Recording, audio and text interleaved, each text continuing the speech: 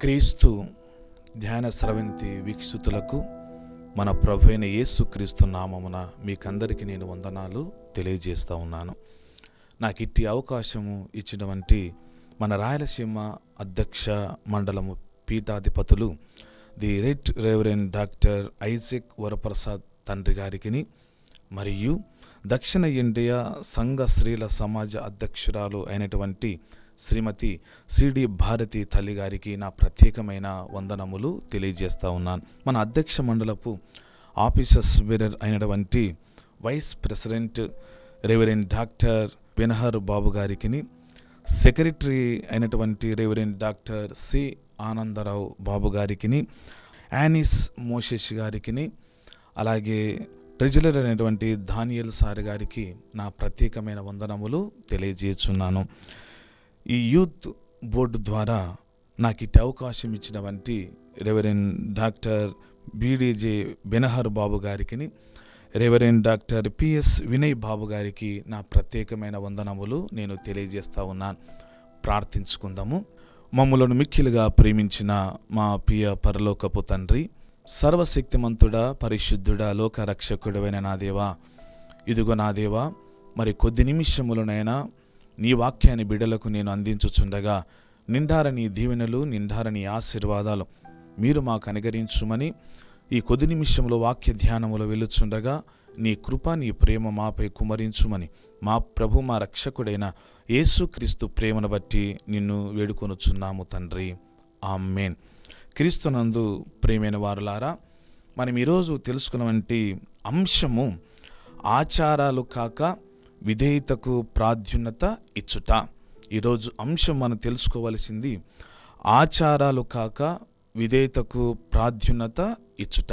ఈరోజు మనకి ఇస్తున్నటువంటి బైబిల్ వాక్యం ఏమనగా 1 సమూయేలు 15వ అధ్యాయము 22వ వచనాన్ని మనము చదువుకుందాం. అందుకు సమూయేలు తాను సెలవిచ్చిన ఆజ్ఞ ఒకడు గైకొనుట వలన యెహోవా సంతోషించున్నట్లు ఒకడు దహన బలులు అర్పించుట వలన ఆయన సంతోషించున ఆలోచించుము. బలులు అర్పించుట కంటే ఆజ్ఞ గైకొనుటయు, పొట్టేలు క్రొవ్విన అర్పించుట కంటే మాట వినుటయు శ్రేష్టము. దీన్ని బట్టి మనం ఆలోచన చేయవలసినది, ఆచారాలు కాక విధేయతకు ప్రాధాన్యత మనం ఇవ్వడం. ఆచారాలనగా పద్ధతులు, పురాతన కాలం నుంచి వస్తున్న ఆచారాలు, పద్ధతులు, వాటిని అనుసరించడం. కానీ దేవుడు ప్రాముఖ్యత మనకి ఏమి ఇస్తూ ఉన్నాడు? ఆచారాల లేకపోతే ప్రాధాన్యతకు మనం దేవుడు అందిస్తున్న ఆ యొక్క బహుమానం ఏమిటో తెలుసుకోవడం. ఇట్లా ఆలోచన చేస్తే మనము ఇక్కడ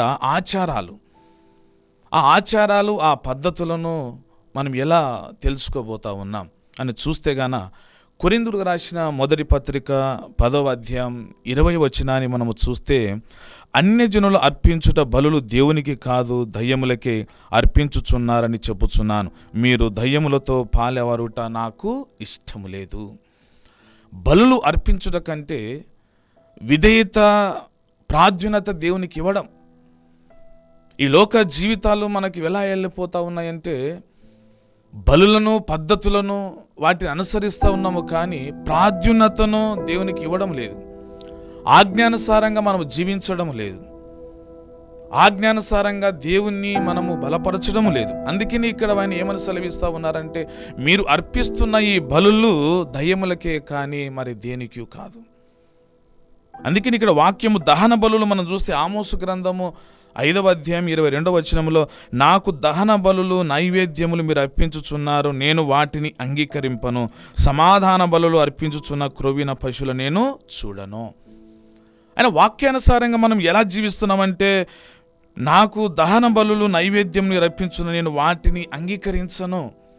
దేవుడు ప్రార్థన జీవితం ద్వారా దేవుని అడగాల, కానీ బలుల రూపంతో కాదు ఇక్కడ.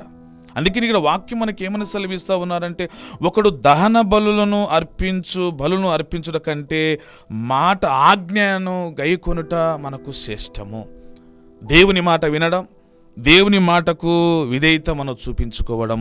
అందుకని ఇక్కడ మన ఆలోచన చేస్తే గన యెషయా గ్రంథము 1వ అధ్యాయంలో 11వ వచనంలో ఇక్కడ ఒక మాట రాయబడి ఉంటుంది.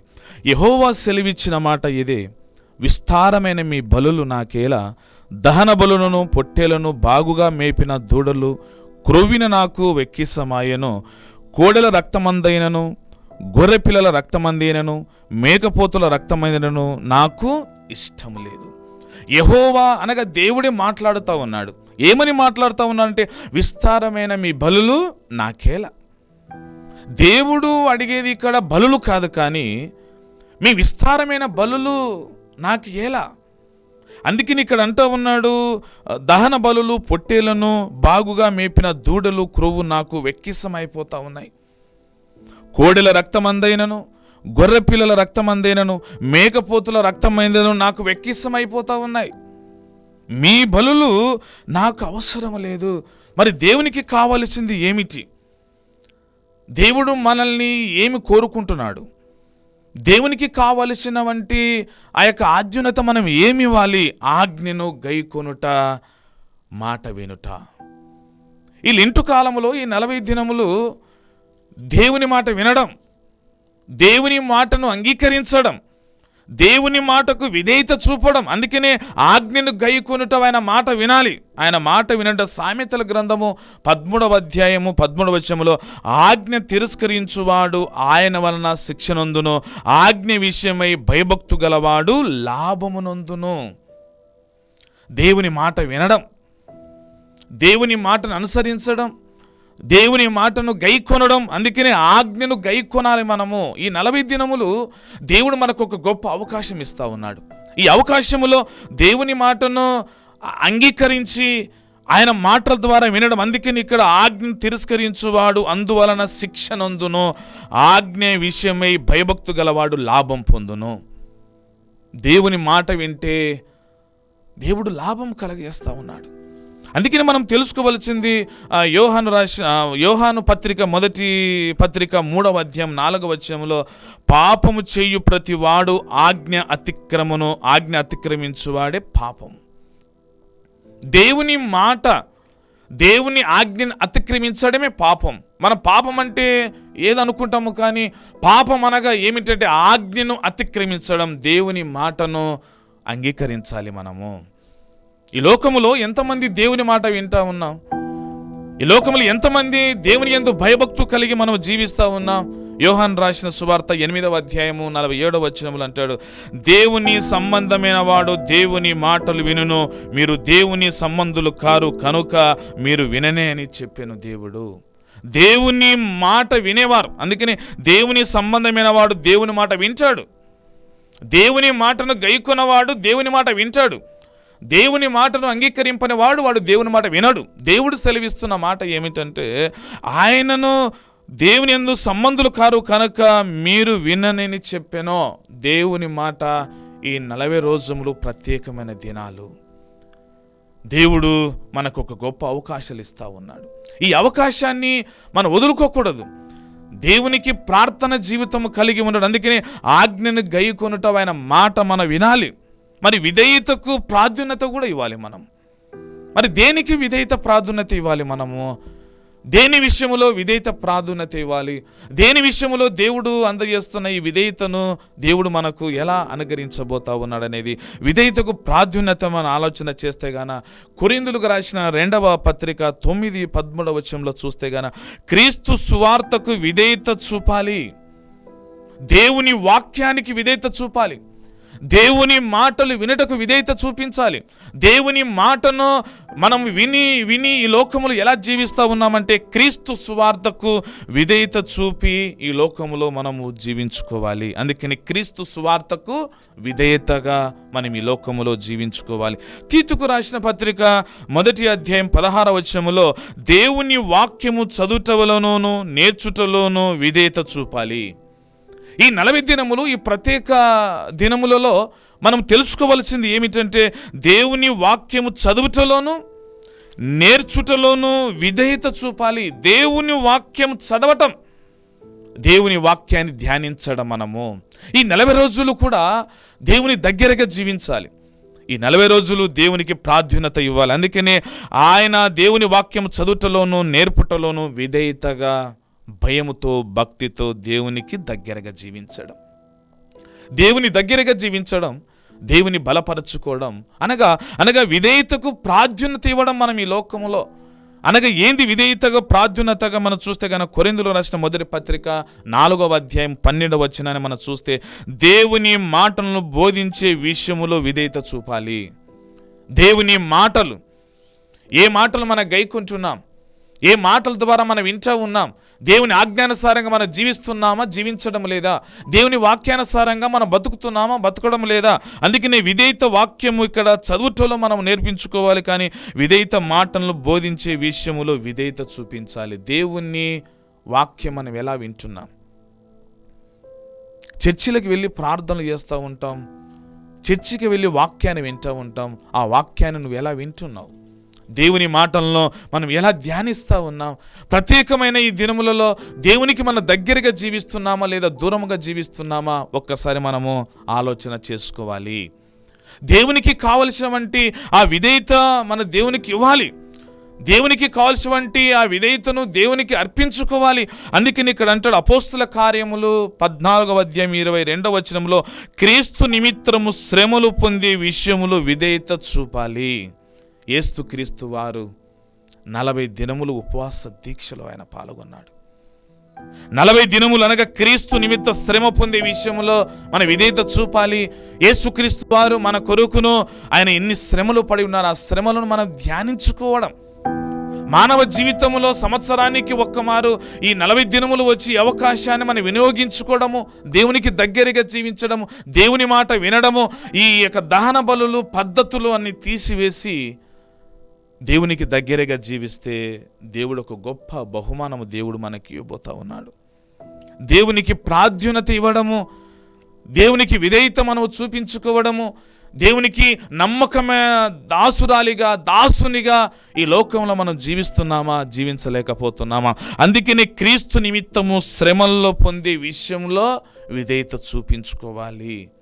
యేసు ప్రభువారు శ్రమలు, ఎవరి కోసము శ్రమలు పన్నాడు యేసుక్రీస్తు వారు, దేని నిమిత్తమైన శ్రమలు పొందబోతా ఉన్నాడు. ఇవన్నీ కూడా మనం ధ్యానించుకుంటే దేవుడు ఒక గొప్ప అవకాశం మనకి ఇవ్వబోతా ఉన్నాడు. కాబట్టి ఈ ఆచారాలు కాదు మనకు ప్రాముఖ్యత, ఈ పద్ధతులు కాదు మనకు ప్రాముఖ్యత. ఈ విషయాల్లో దేవుడు మనకు అందజేస్తున్నాడు. కాబట్టి మనకు విధేయత ప్రాధాన్యత మనం దేవునికి మనం ఇస్తున్నామా, ఇవ్వడం లేదా? విధేయతగా దేవునికి దగ్గరగా మనం జీవిస్తున్నామా, జీవించడం లేదా? ఎలా జీవిస్తున్నాం ఈ లోకములో? అందుకని మనం చూస్తే ఇక్కడ దహన బలులు కాదు దేవునికి అర్పించవలసింది, మనం చెప్పిన వంటి దహన బలులు కాదు, కానీ దేవుడు మనకు అందజేసే వంటి ఆజ్ఞను గైకొనుట, మాట వినుట. ఇక్కడ చూస్తే విధేయతకు ప్రాధాన్యత, ఈ విషయాలన్నీ కూడా మనం ధ్యానించుకోవాలి. దేవుని యందు భయభక్తులతో మనం జీవిస్తే దేవుడు ఒక గొప్ప బహుమానము మనకి ఇవ్వబోతా ఉన్నాడు. ఎందుకనగా దేవుడు పడిన శ్రమలు, ఆయన పడిన కష్టాలు, వేదన, ఇవన్నీ కూడా మానవ జీవితంలో ఉన్న మనము నేర్చుకోవాలి. దేవుడు ఎవరి కోసం ఈ శ్రమలు పొందుతున్నాడు అనే విషయాన్ని మనం ధ్యానించుకో. అందుకనే సమూయేలు గారు ఆ విషయాన్ని తెలియజేస్తూ ఉన్నాడు.